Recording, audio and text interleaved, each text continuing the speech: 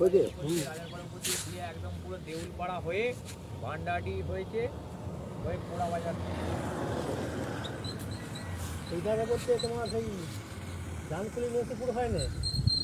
ডানকুলি নসিপুরের উধারটায় হয়েছে বলছে, ওই মজুরের সম্বন্ধে এসছে বলছে আমাদের এরকম গেছে এটা ঠিক আছে লু টাইপের বর্ণনা হয়ে গেছে, মানে হিসেব করা যাচ্ছে না কিভাবে কি হয়েছে। নাহলে তুই বল না পোস্টার সারাতে এসছে হরিপাল থেকে, পোস্টার সারাতে এসছে জামালপুর থেকে, মানে বুঝতে পারছি এইদিকে এইখানে ঝড় এসছে ওই ব্লক থেকে সব লোক এসছে,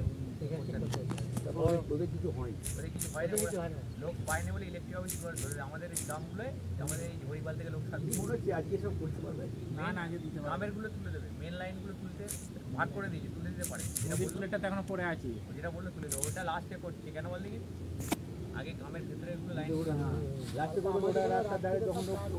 গ্রামে পড়েছিল নাকি ফল আমাদের বাড়ি না পড় পড়েছি পুরো পড়েছে না, আমার বাড়ির পাশে ফল পড়েছে, এটা পড়েছে ওর জন্য কি ওখানে ফলটা কেন ওখানে কেন চারটে ওটা ওইটা পড় পড়েছে তারপর আমি সেই রাজু ভাইয়ের বাপ যেখানে থেকে গলা দিয়ে